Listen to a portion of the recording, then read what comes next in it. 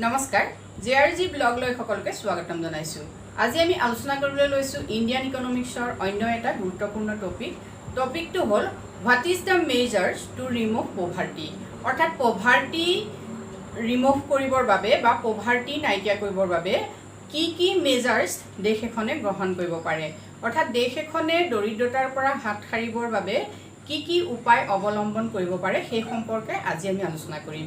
ইয়াৰ আগৰ ভিডিঅ'টোত আমি আলোচনা কৰিছিলোঁ কেনেকৈ পভাৰ্টি পৰিমাপ কৰা হয় বা পভাৰ্টি কি, পভাৰ্টিৰ বিভিন্ন যিবিলাক পৰিমাপক সেইবিলাক কি, আৰু ভাৰতৰ যিটো পভাৰ্টি লাইন সেইটো কি, আৰু নেক্সট আহিলে পভাৰ্টিৰ বিভিন্ন ভাগ যেনে এবছলিউট পভাৰ্টি, নেক্সট ৰিলেটিভ পভাৰ্টি সেই সম্পৰ্কে আমি আলোচনা কৰিছোঁ। অৰ্থাৎ বেছিক যিবিলাক কনচেপ্ট আগৰ ভিডিঅ'টোত আমি আলোচনা কৰিছোঁ, যিটো পভাৰ্টিৰ ভিডিঅ' পাৰ্ট 1 বুলি দিয়া আছে, গতিকে ডেছক্ৰিপশ্যন বক্সত লিংকটো দিয়া থাকিব, তোমালোকে চাই ল'বা।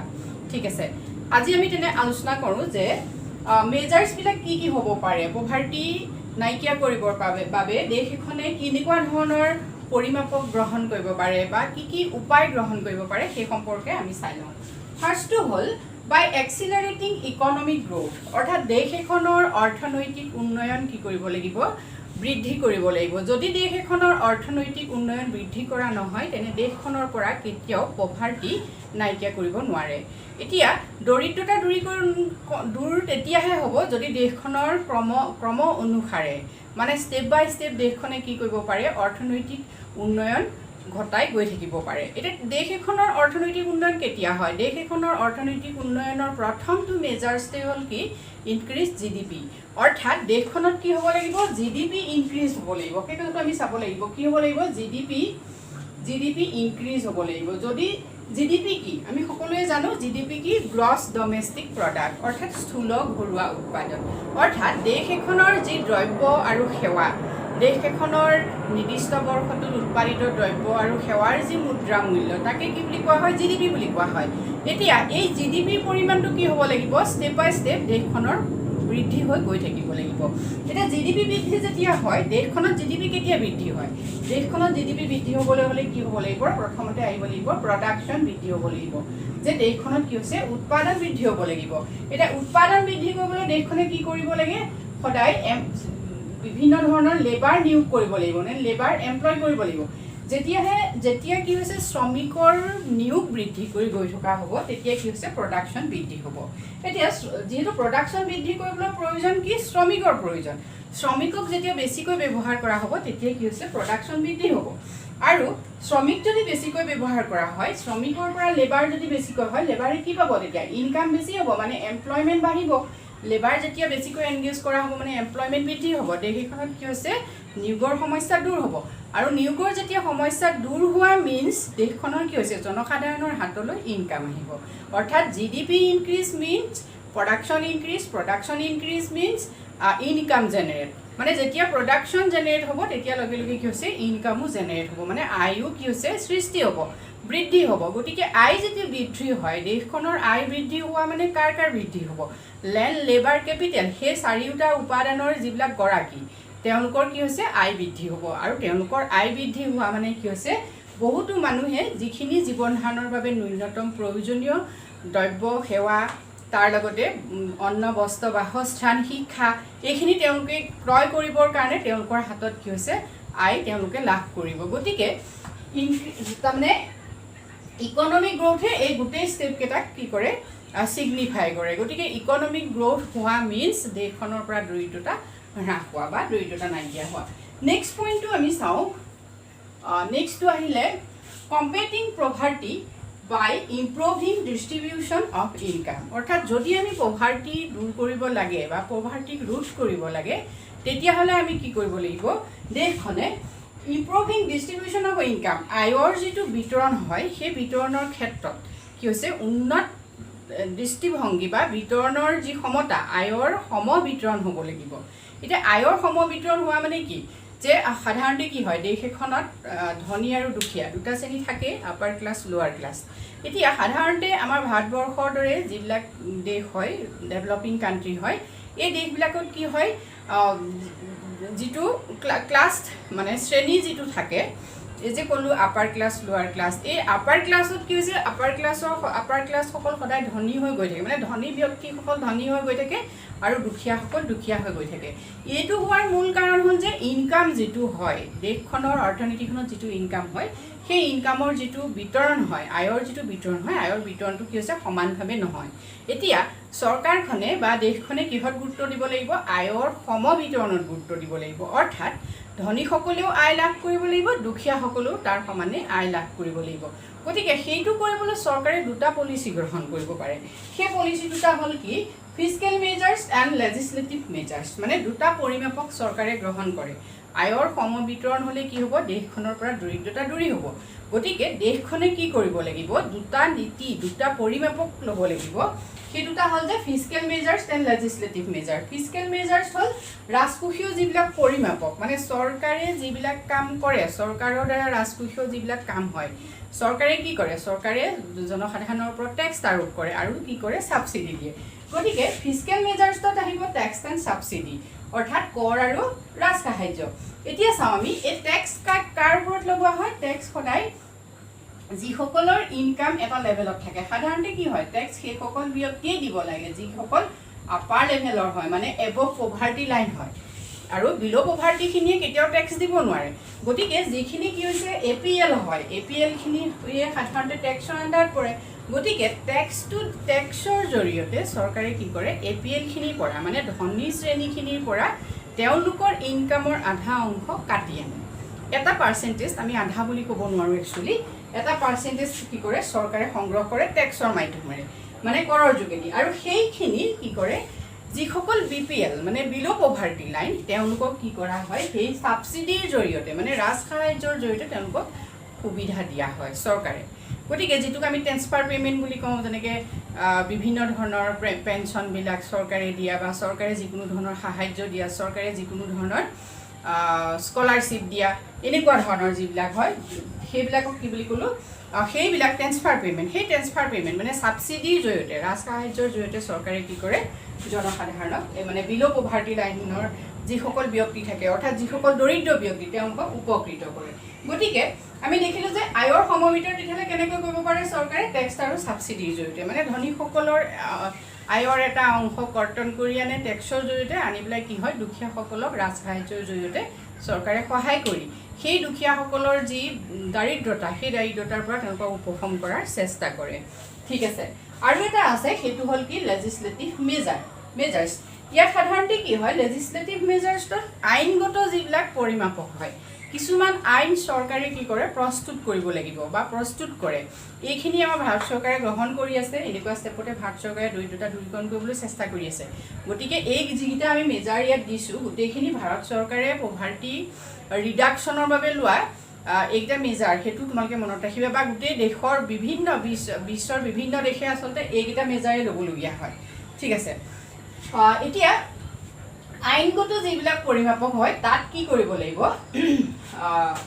ৰাইট টু এডুকেশ্যনত মানে শিক্ষাৰ ক্ষেত্ৰত কি হৈছে, সকলোৰে সম অধিকাৰ থাকিব লাগিব, ৰাইট টু এডুকেশ্যন। এতিয়া আমি চাওঁ যে এটা সময় আছিলে ভাৰতবৰ্ষত কি আছে, শিক্ষিতৰ হাৰ বহুত বেছি কম আছিলে। এতিয়া লাহে লাহে 80% এবভ শিক্ষিত হাৰ হৈছেগৈ। সেই কথাটো চাব লাগিব যে শিক্ষা যদি নাথাকে, তেতিয়াহ'লে কি হৈছে, দৰিদ্ৰতাই সেইসকল ব্যক্তিকে বেছিকৈ পায় যিসকল অশিক্ষিত হয়। ভাৰতবৰ্ষত যেতিয়া কি আছিলে, ব্ৰিটিছসকলে শাসন কৰি আছিলে, সেই সময়ত ভাৰতবৰ্ষৰ জনসাধাৰণ কি আছিলে, অজ্ঞ আছিলে। বহুতো অন্ধবিশ্বাসত জনসাধাৰণ কি আছিলে, বহুত অন্ধবিশ্বাস কৰিছিলে জনসাধাৰণে, যাৰ ফলত তেওঁ মানে হেল্থৰ পৰা ধৰি, মানে স্বাস্থ্যৰ পৰা ধৰি সকলো ক্ষেত্ৰতে কি হৈছিলে, জনসাধাৰণৰ যিটো বিকাশ হ'ব লাগে সেইটো হোৱা নাছিলে। কাৰণটো আছিলে কি, অকল এডুকেশ্যন, শিক্ষা। গতিকে যদি সকলোৱে সমানভাৱে শিক্ষাৰ অধিকাৰ লাভ কৰে, তেতিয়াহ'লে কি হ'ব, দেশখনৰ পৰা দৰিদ্ৰতা দূৰ হ'ব। যিহেতু শিক্ষিত ব্যক্তি এজনেহে কি কৰিব পাৰে, এপইণ্টমেণ্টৰ ক্ষেত্ৰত বা যিকোনো ধৰণৰ এটা সুযোগ সৃষ্টি কৰিব পাৰে। পাৰদৰ্শিতা কেতিয়া হয়, বৃদ্ধি হয়, স্কিল কেতিয়া বৃদ্ধি হ'ব, যেতিয়া মানুহ এজন শিক্ষিত হ'ব। গতিকে শিক্ষাই কি কৰিব পাৰে, সকলোৰে ক্ষেত্ৰত জীৱন ধাৰণৰ মানদণ্ড উন্নত কৰাত সহায় কৰে। গতিকে কি কৰিব লাগিব, তেতিয়াহ'লে চৰকাৰে লেজিছলেটিভ মেজাৰ্ছত কি কৰিব লাগিব, ৰাইট টু এডুকেশ্যন, মানে শিক্ষাৰ বাবে অধিকাৰ থাকিব লাগিব।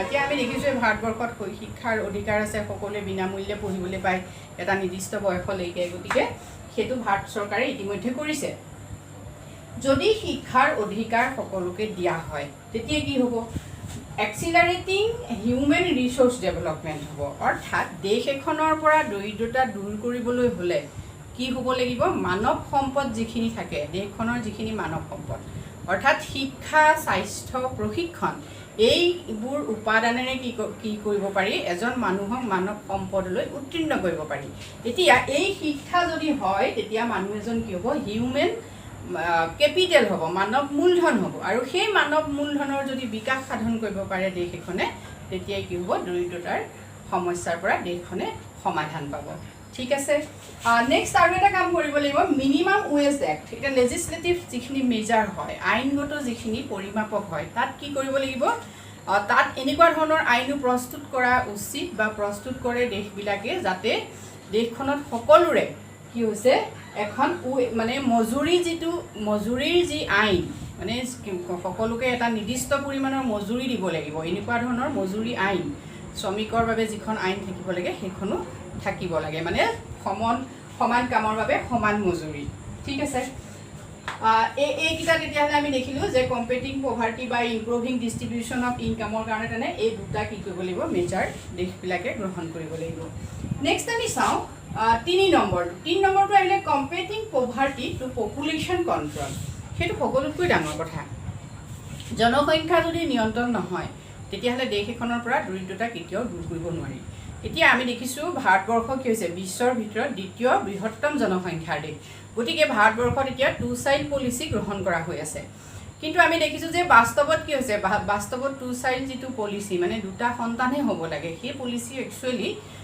হোৱা নাই বহুতত আমি দেখিছোঁ যে বহুতৰ ক্ষেত্ৰত এই পলিচি কি হৈছে বহুত পৰিয়ালে মানি চলা নাই আৰু সেইটো কাৰণে কি হৈছে ভাৰতবৰ্ষত জনসংখ্যা বৃদ্ধি হৈ গৈ আছে এতিয়া 2.2 মানে পাৰ্চেণ্টেজৰ ওপৰত প্ৰতি বছৰত কি হৈছে ভাৰতৰ জনসংখ্যা বাঢ়িছে কিন্তু আমি যদি লক্ষ্য কৰোঁ চাইনাৰ জনসংখ্যা যেহেতু বিশ্বৰ ভিতৰত সৰ্ববৃহৎ কিন্তু চাইনাই সেইটো কাৰণে কি কৰিলে ওৱান চাইল্ড পলিচি গ্ৰহণ কৰিলে যাতে চাইনাৰ জনসংখ্যা নিয়ন্ত্ৰণ কৰিব পাৰি যদি জনসংখ্যা বেছি হৈ গৈ থাকে কিন্তু আমি এই কথাটো জানো যে জনসংখ্যা বাঢ়ি যোৱাৰ মানে কি যেহেতু ভূমি নাথাকে ভূমি বাঢ়ি নাযায় দেশ এখনৰ যিখিনি সীমাৰ ভিতৰত দেশখনৰ যিটো ভূমি আছে সেই ভূমি কেতিয়াও বৃদ্ধি নহয় গতিকে জনসাধাৰণ ক'ত থাকিব জনসাধাৰণে ক'ত তেওঁলোকে মানে খাদ্য ক'ৰ পৰা আহৰণ কৰিব যিহেতু প্ৰডাকশ্যন কৰিবলৈ কি হ'ব আমাক যিখিনি মাটি লাগে সেইখিনি নাথাকিব গতিকে বিভিন্ন ধৰণৰ সমস্যা আছে কেনেকৈ এপইণ্টমেণ্ট দিব জনসাধাৰণক খোৱা বোৱা এইখিনি কেনেকৈ কৰিব চৰকাৰ এখনে গতিকে নিৰ্দিষ্ট পৰিমাণৰ কি হৈছে দেশ এখনৰ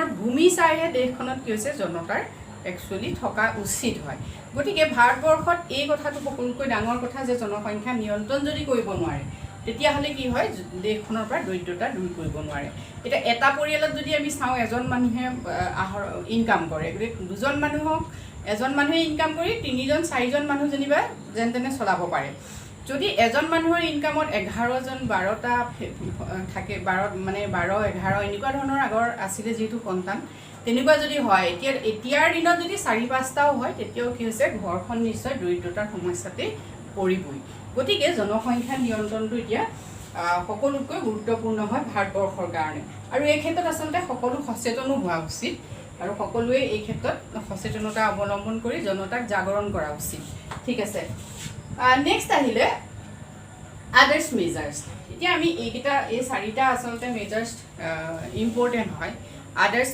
মেজাৰ্ছত আমি বিভিন্ন ধৰণৰ কিছু পৰিমাপক ক'ব পাৰোঁ সেইবিলাক হ'ল ডেভেলপমেণ্ট অফ এগ্ৰিকালচাৰ যেহেতু আমি জানো যে ভাৰতবৰ্ষ এখন কি হৈছে কৃষি নিৰ্ভৰশীল দেশ এতিয়াও ভাৰতবৰ্ষ এখন কৃষি নিৰ্ভৰশীল দেশ এতিয়াও ভাৰতবৰ্ষৰ 50%ৰ এবভ মানুহ কি হৈছে কৃষি খণ্ডৰ লগত জড়িত গতিকে দেশখনে কৃষি খণ্ডৰ ওপৰত কি কৰিব লাগিব বিশেষ গুৰুত্ব আৰোপ কৰিব লাগিব দৰিদ্ৰতা নিবাৰণৰ বাবে ভাৰতবৰ্ষই কৃষিক বিশেষ গুৰুত্ব দিব লাগিব এতিয়া কিন্তু ভাৰতবৰ্ষত সাধাৰণতে কি হৈছে এতিয়া টাৰ্চাৰী ছেক্টৰ যিটো আমাৰ সেৱা খণ্ডক বেছিকৈ গুৰুত্ব দিয়া হৈছে আৰু সেৱা খণ্ডৰ পৰা জিডিপিলৈ অহা অৱদানো বেছি হয় কিন্তু পৰ্যায়ক্ৰমে কৃষি ক্ষেত্ৰক গুৰুত্ব দিলেহে কি হৈছে দৰিদ্ৰতাৰ সমস্যাৰ পৰা সমাধান পাব দেশখনে যিহেতু বহুত মানুহ মই কৈছোঁ যে 50%ৰ এবভ মানুহ এতিয়াও কি হৈছে কৃষিৰ লগত জড়িত সেই কৃষিৰ লগত জড়িত ব্যক্তিসকলে সাধাৰণতে বেছি দুখীয়া হয় ঠিক আছে নেক্সট পইণ্টটো হ'ল ইৰিডিকেশ্যন অফ আনএমপ্লয়মেণ্ট অৰ্থাৎ বা জব ক্ৰিয়েটছ আনএমপ্লয়মেণ্ট যিটো প্ৰব্লেম হয়, যদি পভাৰ্টি ৰিডাকশ্যন কৰিবলগীয়া হয়, ৰিমুভ কৰিবলগীয়া হয়, তেনেহ'লে নিবনুৱা সমস্যাটো সমাধান কৰিবই লাগিব। অৰ্থাৎ নিবনুৱা সমস্যা যদি থাকে, তাৰমানে যদি কাম কৰিবলৈ মানুহে সুযোগ নাপায়, যদি কৰ্মহীন হয় দেশৰ জনসাধাৰণ, তেতিয়াহ'লে তেওঁলোক দুখীয়া হোৱাটো স্বাভাৱিক। গতিকে চৰকাৰে কি কৰিব লাগিব, জব ক্ৰিয়েট কৰিব লাগিব, মানে চাকৰি কি কৰিব লাগিব, সৃষ্টি কৰিব লাগিব। কেনেকৈ জনসাধাৰণক কেনেকৈ নিয়োগ কৰিব পাৰি, তাৰ বাবে বিভিন্ন কি কৰিব লাগিব, উৎসৰ সৃষ্টি কৰি এমপ্লয়মেণ্ট যিটো প্ৰব্লেম সেইটো নাইকিয়া কৰিব লাগিব। তেতিয়াহে কি হ'ব, দৰিদ্ৰতা নাইকিয়া হ'ব। নেক্সট আহিলে ফ'কাছড অন বেকৱাৰ্ড এৰিয়া। এতিয়া দেশখনত যিবিলাক বেকৱাৰ্ড এৰিয়া আছে, মানে পিছপৰা বহুত অঞ্চল থাকে, সেই পিছপৰা অঞ্চলবিলাকক সাধাৰণতে কি হয়, স্পেচিয়েল ইকনমিক জ'ন হিচাপে চিহ্নিত কৰিব লাগে।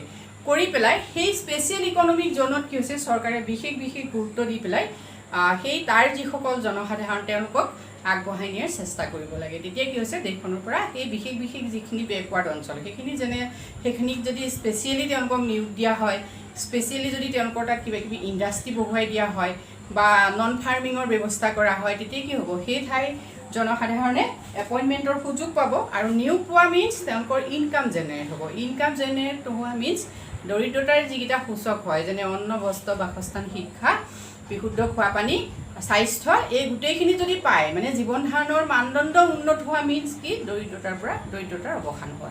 অ'কে, নেক্সট পইণ্ট আহিলে লেবাৰ ইণ্টেনচিভ টেকনিক। এতিয়া আমি চাওঁ, যদিও ভাৰতবৰ্ষ কি হৈছে, ভাৰতবৰ্ষ কৃষিৰ ওপৰত যিহেতু বিশেষভাৱে ভাৰতবৰ্ষই গুৰুত্ব দিয়া উচিত আমি কৈছোঁৱেই। এতিয়া ভাৰতবৰ্ষৰ সাধাৰণতে কি হয়, দুটা টেকনিক, ভাৰতবৰ্ষ বুলি নহয় প্ৰতিখন দেশেই আচলতে দুটা টেকনিকত কি হৈছে উৎপাদন কৰে। সেই টেকনিক দুটা হ'ল কি, লেবাৰ ইণ্টেনচিভ টেকনিক আৰু ইটো হ'ল capital intensive technique. Labour intensive technique means যে শ্ৰম কৌশল প্ৰাবল্য বৃদ্ধি কৰি পেলাই। এতিয়া যদি লেবাৰ ইণ্টেনচিভ টেকনিক হয়, মানে বেছিকৈ শ্ৰমিক নিয়োগ কৰি কৰা যিটো কি হয় পদ্ধতি হয়, সেইটোক লেবাৰ ইণ্টেনচিভ বুলি কয়। আৰু যদি মূলধন প্ৰয়োগ কৰি, মানে কেপিটেল ইণ্টেনচিভ টেকনিকত কি হৈছে, মূলধনজাত দ্ৰব্য সামগ্ৰী বেছিকৈ প্ৰয়োগ কৰি পেলাই উৎপাদন কৰা হয়। মূলধনজাত দ্ৰব্য মিনছ কি, মেচিনেৰী গুডছেৰে যেতিয়া, মানে যন্ত্ৰ পাতি ব্যৱহাৰ কৰি যেতিয়া উৎপাদন কৰা হয়, সেইটোক কয় কেপিটেল ইণ্টেনচিভ। এতিয়া দেশ এখনৰ পৰা যিহেতু আমি কৈছোঁৱেই যে দৰিদ্ৰতা দূৰী কৰিবলৈ হ'লে কি হৈছে, কৰিব লাগিব আনএমপ্লয়মেণ্ট যিটো প্ৰব্লেম সেইটো ছল্ভ কৰিব লাগিব। আনএমপ্লয়মেণ্ট প্ৰব্লেমটো তেতিয়াহে ছল্ভ হ'ব যেতিয়া কি হৈছে, শ্ৰমিকক নিয়োগ দিব পৰা হ'ব।